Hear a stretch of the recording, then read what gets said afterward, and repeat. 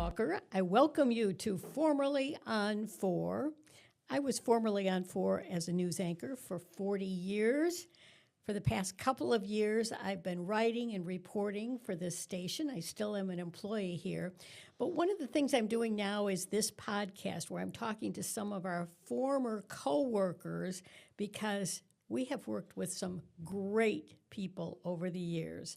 Right now, Dan Holland is at the controls. He's my good friend and photographer, editor. I mean, he knows more about technical issues than any of us have ever thought of. But right now, I want you to welcome back someone we have all loved here, and that is George Richert. Hello. Hello.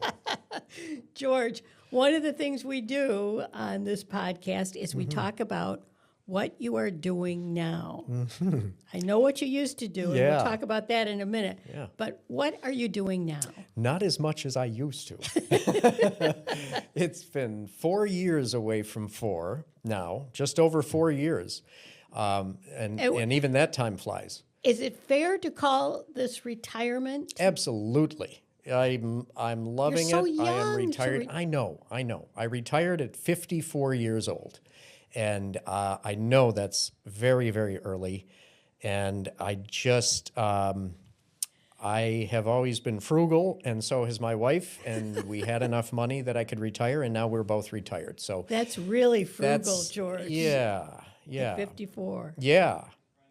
And so what I've been doing today, I started the day playing ping pong with my older brothers. Every 2 weeks we get together for ping pong and lunch. Oh my gosh. Because we grew up playing ping pong, and now in retirement we have to resume ping pong every 2 weeks. So that's. And your brothers still live here. My 3 of my brothers still live here, and so 4 of us, me and 3 brothers, get together every 2 weeks for ping pong and lunch. Wow. And the other lives out of town.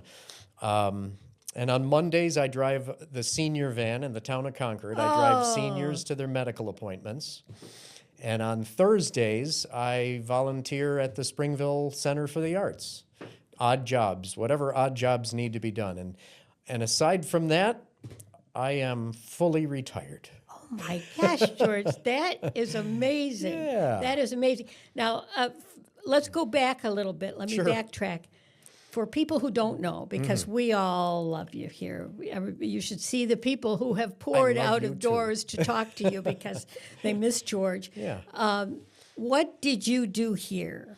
I was a general assignment reporter the whole time. So for 20 years, almost exactly 20 years, it covered almost 22 years, but I took another job. I worked for the Catholic Church for 2.5 years in the middle of that. So, right. But and you came back. And I came back. So yeah. But for 20 years, I was a general assignment reporter here, which means 90% of the days I had no idea what I was covering until I walked in, and we would either figure it out or I would be immediately assigned that you got to go right now to this, and. So it was So for people who don't understand the way reporting goes, because very often I think they see on TV or they see in the movies, the different beat reporters, like you cover the Capitol or you cover City Hall, but that was not you. No, it was mostly bad news. And sometimes good news, but yeah, they would. Did a lot of it was good mostly news, hard news, and it ran the gamut. Sometime it was Nick Wallenda and Walking the High Wire, and but it could just as well be water main breaks or murders or school board meetings or anything in between, the good news and the bad news, and it could be, any given day I could be sent immediately to a water main break in the dark. Or I could be, you're meeting the senator coming to town today, and you got to. So I had to have an array of clothing and footwear in my trunk. That is true. And, every reporter in Buffalo, I think, has an array of clothing in their trunk of their car because you never know. Right. And how many, how many pairs of shoes did you have to throw out because you walked through something terrible while you were out on a story? Yeah. I don't want to gloss over the fact that, and you have such great pipes. You started in radio. For 10 years I spent in radio. I went from WGR to KB radio to WEBR, public radio, to WBEN in this building. And I started at WBEN in this building in 93. So I started in radio in 88 in the traffic plane. And that was the start of my radio. And then 10 years later, in 98, I made the step from WBEN radio, which at the time was right down the hall. Yes.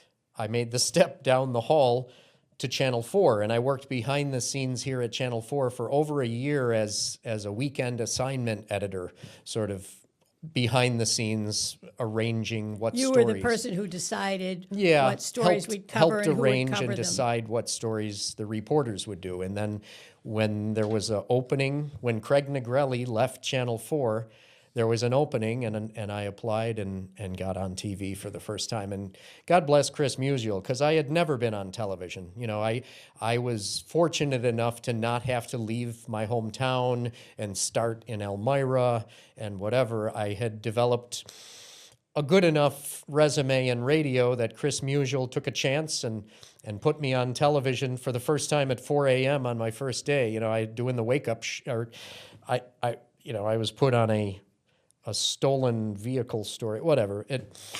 So yes, I thank him. They kind of all blend together, don't they? Yeah. And we should say Chris Musial, Yeah. he really started, I think, as an intern here, Yeah. became a producer, became our news director, Right. and became our general manager, running sure. the whole station. Yep. So he's the one that you give credit for. Yeah. Yeah. Listen, with those pipes, like I say, you were bound to do this. Yeah. But when did you know that you wanted to be a reporter? Well, I was the youngest of 7, so I was always kind of a ham. But I went to Buff State for the purpose of becoming a 97 Rock DJ. I was really into music, and I thought I wanted to be a DJ. They had a major in becoming a 97 rock No, but that DJ? was my goal, is that, I want to be a rock and roll DJ. Not that I play that part. Not that anybody would guess that, Nerdy George would be a rock DJ. But so I my freshman year of college, that I was taking broadcasting, thinking I was going to be a DJ. My next door neighbor, Kim O'Neill, who worked at Channel 4 in the arts department, said, you should get an internship at Channel 4 if you're going for broadcasting at Buff State. And I said, news? Yeah, that would be cool, and from the minute, I spent a year. I was the intern who wouldn't leave until they kicked me out after a year. And We do have interns like that. yeah. And so, but seeing you and many of the people who I came to work with, it was exciting. And I saw what the life of a DJ was, and I saw what the life of a news person was, and quickly made the switch. Wait a minute. DJ, way more fun. Way more fun, George. Hopefully less stress as a DJ, yeah. You mentioned that you were one of 7 and the youngest of 7. Why did that play a role in you becoming a I think reporter? the youngest of 7 always gets the attention. He gets the easier parents, for one thing, and they just, I don't know, the youngest, everybody's got to watch the baby, and look at what Georgie can do. So I would do impressions of Oscar the Grouch and things like that, and so that might have had something to do with it. Maybe not every youngest of 7 is the ham, but I was. I wish I had known all this when I worked with you, that you could do Oscar the Grouch impression. Yeah. Family is a huge part of your life. Yeah. Tell us about your family. My family is doing well. My wife, Hetty Ann, we have been married for 33 years now, and together I met her in 1988. The very year that I started in radio, I met my wife. Wait a minute. and She thought she was going to marry a DJ, probably, George. yeah, that's probably. But I'm still happily married to Hetty Ann, and I have a son and daughter, Jack and Miranda, who are in their 20s now and There they out are, of college. Yeah. Yep, that's Miranda and Hetty Ann and myself and our dog Lorenzo. And my daughter there is a Spanish teacher locally and a volunteer fireman in Springville, firewoman. And my son Jack has been living down in Panama City, Florida, working for a college in the athletics department, which is what he went to college for. And so we went to visit him we've a couple times, but we went last April. And You left out something important, though, about Hetty Ann, yeah, that she also retired early. yes, she retired A few years after you did. A few years So after me. She saw you and the fun you Yeah. were having and decided Exactly. she was going to go for it. Yeah. Yep, retired, and even a little before her retirement, her volunteering is raising dogs for the Guiding Eyes for the Blind. And one of the dogs was in the picture there that I help her raise labs for about a year until they're ready to be trained by the real trainers. But that's what we do on the side, is raise Wow. puppies occasionally for And the how do Guiding you, Eyes. what do you train them to do? We basically just raise a puppy from the time they're about 8 or 10 weeks, and the Guiding Eyes owns them. So they supply the puppy that they think is good breed and they can raise, and we raise them for a little over 1 year with just basic house training until they're mature enough to be really trained to cross New York City streets and go on escalators and elevators and everything that, that a visually impaired person might have to tackle. Wow. Yeah. That's complicated. It's a isn't very it? complicated training, and that's not our role. We just start them out before they take that plunge into the real training. Boy, I think that is an absolutely great role. Yeah.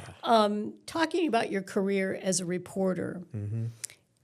over time, I think all of us who become reporters develop a specialty Mm-hmm. or develop something that we want to do, we really like to do. Yeah. What do you and I think I know the answer to this question, but what do you think was your specialty?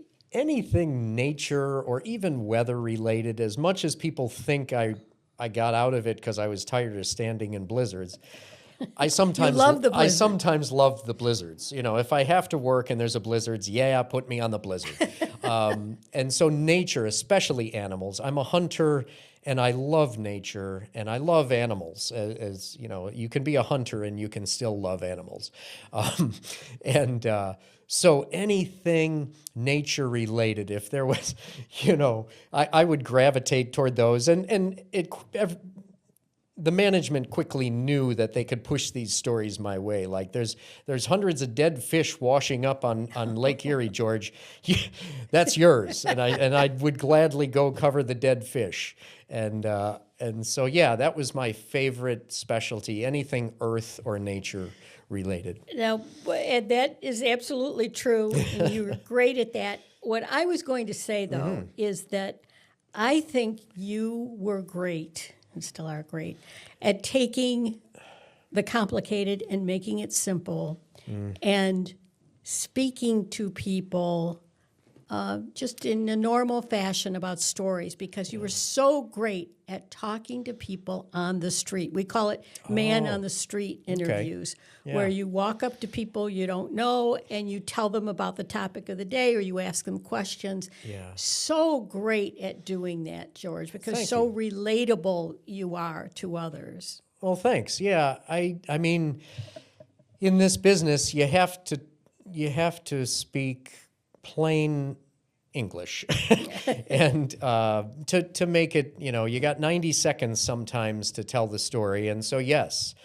we can be accused of leaving things out or simplifying things, but if people can't understand the story, it's a waste of your time. It occurs to me now that you talking about being one of 7 kids and you being the one who was at home with all the news or whatever, that maybe that was the greatest training ground for you. That I couldn't get a you word only in had a certain edgewise. amount of time and you had to relate it to them and you had to get the response. But you were the best Thank you. at doing that. And one of the times I think about that too, and I think of you with a microphone on a long handle that you would point up to people during COVID. Yeah. Because we could not approach people during COVID.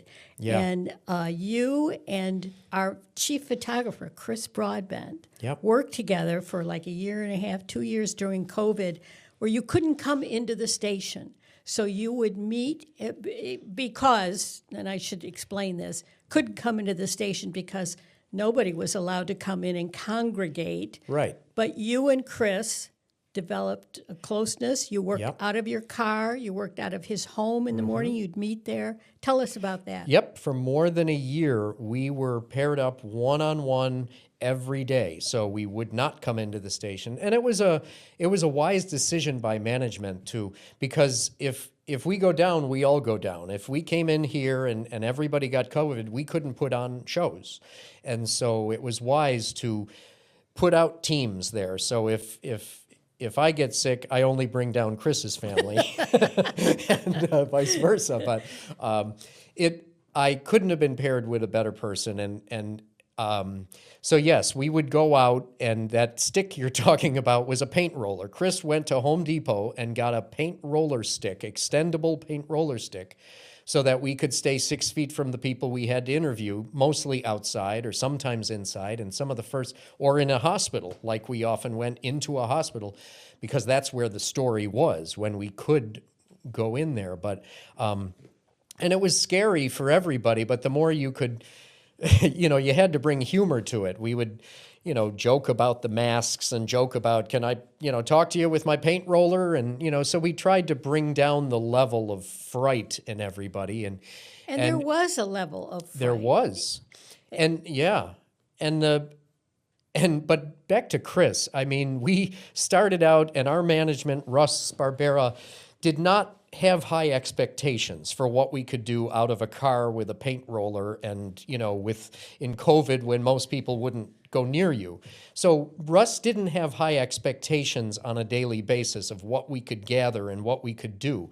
But within a week or two, Chris Broadbent is putting out packages and things and editing and some of the quality stuff that he was doing back in a much more expensive studio we were doing on his dining room table. And he, we quickly rose to a really high level of working. Is that his dining? That's that his was house. his dining room Right. table. We just showed it there. Chris deserves so much more credit for anything we put out during COVID, because his work ethic brought me up to his level. So that's what I can say about COVID. And there was his son The playing dog. the Oh, he had piano great there. dogs. Yeah. And so, yeah, that's us. I'm glad he has footage of that, because that was every day for a year. But I wanted to bring this out about you talking about Chris Broadbent, our chief photographer. When you left, the day that you left the station, you made a huge point of talking about the photographers, that you didn't feel that they got enough credit for what they did, because it's a reporter and photographer, it was at that time, working side by side, and you wanted to make that point. Yeah, and Jackie, I've known you for 40 years, and we're close friends. But on a given average day, we might talk to each other for 5 minutes. But the photographers that I would pair it up with, every day I was paired with them for 5 hours instead of 5 minutes. And it was one-on-one. So it wasn't always the same photographers, but it was the same dozen photographers that any given day we would be paired up for 5 hours together, one-on-one, in a car. And we also had a clock ticking and a daily challenge.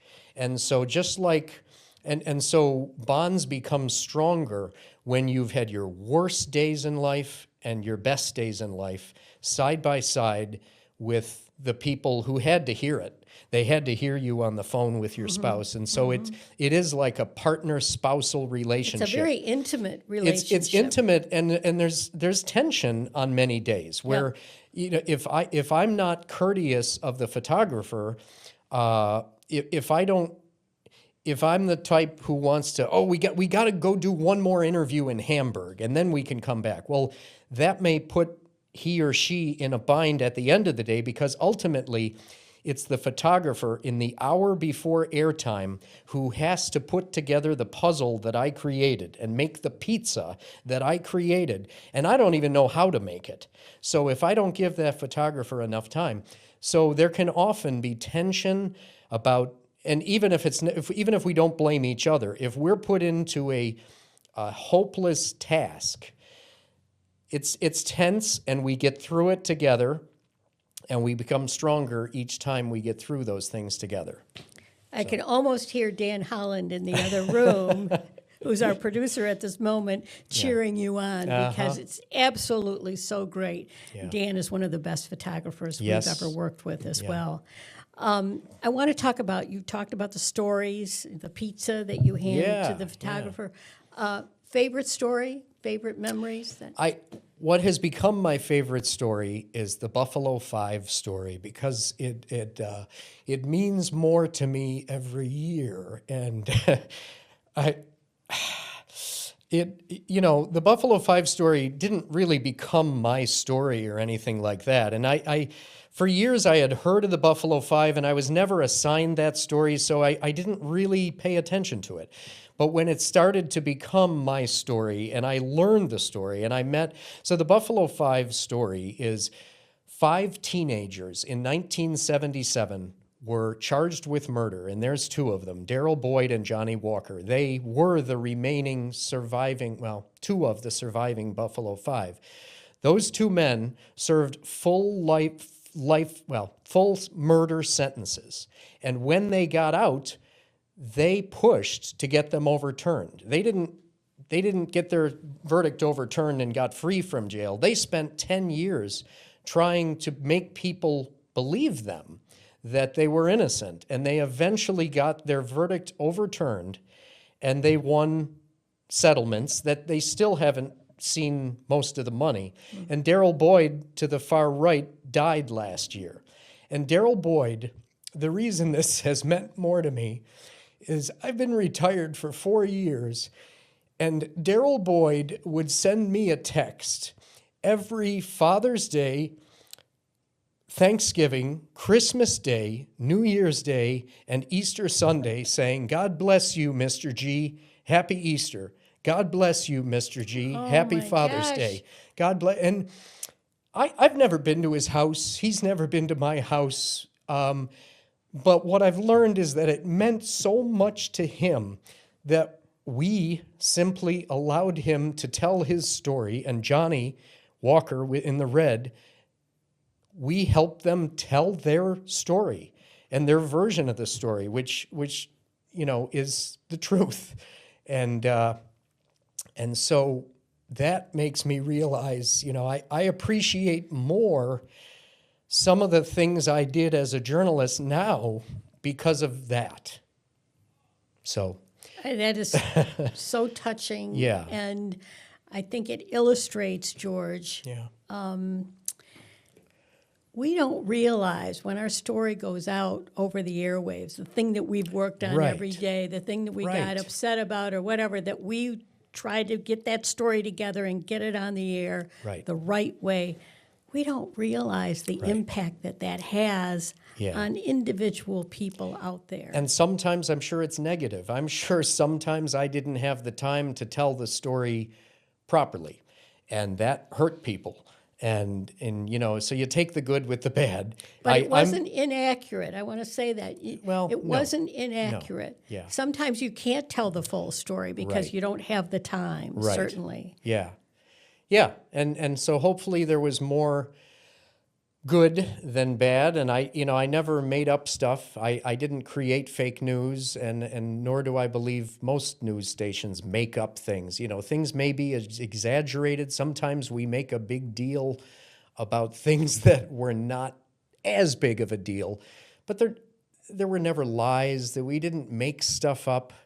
And there wasn't some grand conspiracy here no, in the newsroom to tell something falsely. No, and nowadays, and I'm not going to get political because I have flip-flopped politically so much in my own life, but there's a lot of distrust in the media these days, more than ever, and I'm the first to say we're not perfect, and we sometimes exaggerated.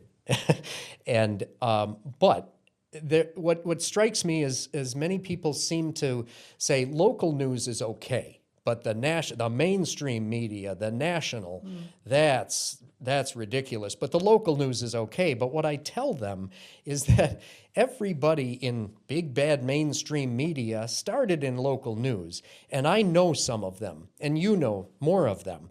And I find it hard to believe that they suddenly stepped into national news and dropped all their morals and ethics and started making stuff up. I don't believe it. And so they're the I same s- people. They're the they're- same they're the people who same worked here at people. Channel 4 They're- that may now exactly. work at CBS or other Absolutely. networks. It's Yeah. the same. And I can't. Everybody has and so I'll stop there. But that's one thing that I do like to get out is that if you think local news is that much better than national news, I think you're kidding yourself. Okay. And you should generally trust both of them, I think. But Well, we live on trust, Yes, and we want yes. that trust, absolutely.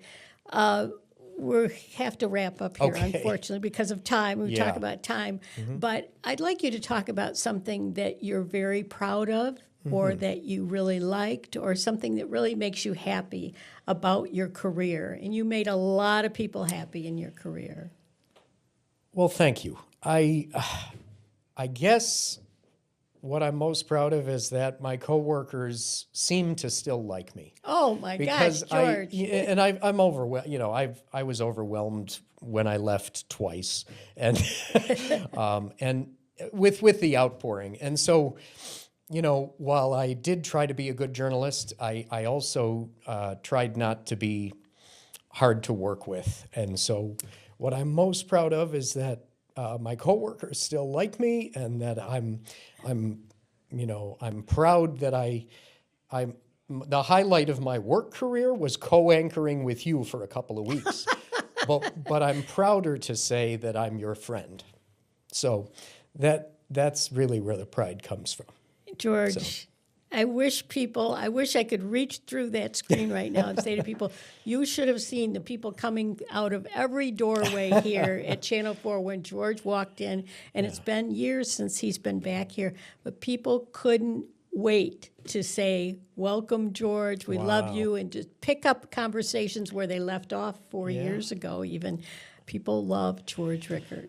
And I've loved having this time with you, And Channel George. 4 treated me wonderful. I'm fortunate that I never felt like anybody treated me bad here. They were more than good to me. I was able to stop working, and I was ready to stop working, but it's no slap in the face against what Channel 4 did for me. No, you have our sincere admiration for retiring at Thank that you, young and age thanks for watching. and doing great things now. George, it's been a pleasure chatting with you. We can do it again. It'll be a little while. But Yeah, give me another 4 years at least.